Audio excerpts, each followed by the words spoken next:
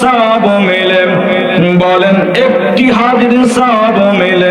মাকে একবার দেখিলে দেখিলে মা কেন এত দামি জানে না সকলে, বলেন মা কেন এত দামি জানে না সকলে। জানতো যদি পড়তো দেখে কোরআন হাদিস খোলে। কবুল হাজির সওয়াব মিলে, একটি হাজির সওয়াব মিলে। মাকে একবার দেখিলে দেখিলে মা কেন এত দামি জানে না সকলে, বলেন মা কেন এত দামি জানে না সকলে। 10 মাস 10 দিন গর্ভে ধারণ করেছিলেন মা, সহ্য করেছিলেন মায়ে যতই যন্ত্রণা। 10 মাস 10 দিন গর্ভে ধারণ করেছিলেন মা, সহ্য করেছিলেন মায়ে যতই যন্ত্রণা।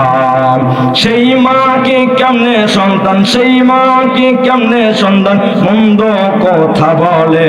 মা কেন এত দামি জানে না সকলে, বলেন মা কেন এত দামি জানে না সকলে। কবুল হাজির সওয়াব মিলে, একটি হাজির সওয়াব মিলে।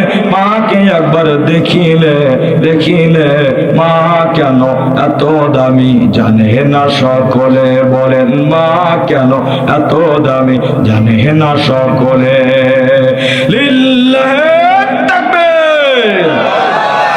মুসলমান ভাইরা আমার, যেই জিনিসটা আপনাদের সামনে বুঝাইতে চাই, বলতে চাই, সেটি হলো পৃথিবীর ভিতরে দুইজন মানুষ, মা একজন হলেন বাবা। এই দুইটা মানুষ সন্তানকে ভালোবাসে, কোনো স্বার্থ নাই।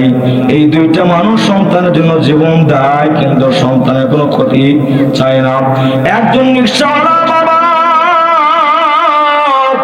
যেই বাবা সকাল থেকে সন্ধ্যা পর্যন্ত, গতকালকে আমার মাহফিল চলে সেই ধুনটের ভিতরে, লালপুর ধুনটের ভিতরে, গোপালপুর, মথুরাপুর, ওই জায়গার ভিতরে আমার মাহফিল।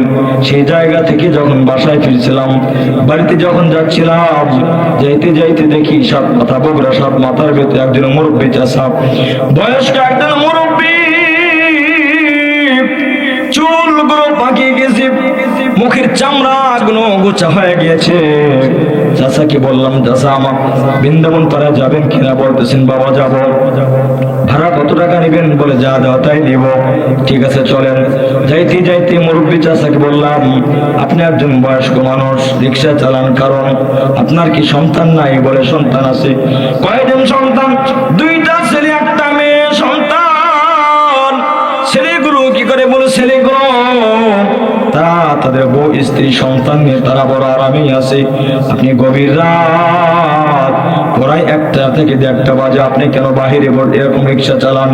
বলতেছেন তারা তো আমাকে খাবার খরচ দেয় না, খাদ্য দেয় না, আমার খরচ বহন করবে না, এই জন্য আমার তো খাই বেশ বাঁচতে হবে। বাসায় তোমার কাকি আছে, তাকে কি খাওয়াবো? এই কথা শোনার পর আমার চোখের পানি ধরে রাখতে পারি নাই। চিন্তা করলাম, হারে নিজের মাথার ঘাম পায়ে ফেলে সন্তানকে কষ্ট করে মানুষ করলো, সন্তানকে ছোট্ট থেকে বড় করলো। এমন একটা সময় আমাদেরকে লালন পালন করেছে, যে সময় আমাদের হাত ছিল, কথা বলেন ঠিক কিনা? হাত ছিল কিন্তু ধরতে পারে নাই, পা ছিল হাঁটতে পারে না, জবান ছিল কিন্তু বলার কোনো সুযোগ ছিল না। মা আমার কান্না দেখে জনম দুঃখিনী মা দুগ্ধের ভিতরে মুখটা লাগিয়ে দিয়া পেট ভর্তি দুগ্ধ পান করেছেন। ওই জনম দুঃখিনী মার কোলে আমরা প্রসব পায়খানা করে দিয়েছি, কথা বলেন ঠিক কিনা? ওই মা জনম দুঃখিনী মা বাবাকে কেমনে সন্তান দুঃখ আর কষ্ট দেয়। আল্লাহর কসম করে বলি, যে সন্তান মার সঙ্গে দুর্ব্যবহার করে, বাবার সঙ্গে দুর্ব্যবহার করে, অসৎ আচরণ করে, মাকে কষ্ট দেয়, বাবা কষ্ট দেয়, আল্লাহর কসম করে বলি ওই সন্তান কখনোই নেক্সট সন্তান হইতে পারে না। সে দুনিয়াতেও বরবাদ, আখিরাতেও বরবাদ, কথা বলেন ঠিক কিনা? মুসলমান বন্ধুরা আমার, যেই কথা আপনাদের আপনাদের সামনে আলোচনা করতে চাই। মা খুশি, বাবা খুশি, স্বয়ং আসমানের মালিক খুশি। এজন্য নবী করিম সাল্লাল্লাহু আলাইহি ওয়াসাল্লাম বলেন, হুমা জান্নাতুকা ওয়া নারুকা, তোমার মা তোমার বাবা তোমার জন্য জান্নাত, তোমার মা তোমার বাবা তোমার জন্য জাহান্নাম। জবান করে পড়েন আল্লাহু আকবার। একজন সাহাবী রাহমাতুল লিল আলামিন এর কাছে আসলেন, এসে বলতেছেন, ইয়া রাসূলুল্লাহ, আমি জিহাদের ময়দানে গিয়ে যুদ্ধ করতে চাই। আমার নবী বলেন, সাহাবী তোমার মা কি বেঁচে আছেন, বাবা কি বেঁচে আছেন? সাহাবী বলতেছেন, ইয়া রাসূলুল্লাহ, মা বেঁচে আছেন, বাবাও বেঁচে আছেন।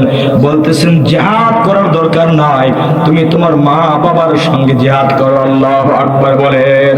সাহাবী বলতেছেন, ইয়া রাসূলুল্লাহ, কেমনে আমি আমার মার সাথে জিহাদ করব, বাবার সঙ্গে জিহাদ করব? নবী করিম সাল্লাল্লাহু আলাইহি ওয়াসাল্লাম বলেন, তুমি বাসায় যাও, তুমি মার খেদমত করো, বাবার খেদমত করো। মার খেদমত যদি করতে পারো, বাবার খেদমত করতে পারো, আল্লাহ তাআলা তোমাকে জিহাদের সওয়াব দান করবে। সুবহানাল্লাহ, লিল্লাহি তাকবীর। জিহাদের সওয়াব আল্লাহ তাআলা দান করবেন। ভাইরা আমার এই কথা বুঝাইতে চাই, আমার নবী এক জায়গার ভিতরে গোস্ত বন্টন করতেছেন। জিয়ারা নামক, মক্কা নগরীর একটা জিয়ারা নামক জায়গা আছে, সেই জিয়ারা নামক জায়গার ভিতরে আল্লাহর নবী গোস্ত বন্টন করতেছেন। কি বন্টন করছেন? গোস্ত বন্টন করছেন। এমন সময় একজন মহিলা বিশ্ব নবীর কাছে আসলেন। আসার পর নবীজি মাত্র ওই মহিলাকে দেখছেন, দেখার সঙ্গে সঙ্গে নবী তার কাঁধ মোবারক একটা চাদর ছিল, চাদর, ওই চাদর ওই মহিলার পায়ের নিচে বিছিয়ে দিয়েছে। আল্লাহু আকবার বলেন, আল্লাহু আকবার। নবমুসলিম সাহাবী, নতুন নতুন সাহাবী, যারা একটু আগেই কেবল মাত্র 2-4 দিন আগে মুসলমান হয়েছেন, এমন সাহাবীরা বলতেছেন, মহিলাটা কে রে, যে মহিলার পায়ের নিচে নবী তার চাদর বিছিয়ে দেয়? কারণ আমার আপনার চাদর আর নবীজির চাদরের ভিতরে পার্থক্য, জোরে বলেন আছে না নাই?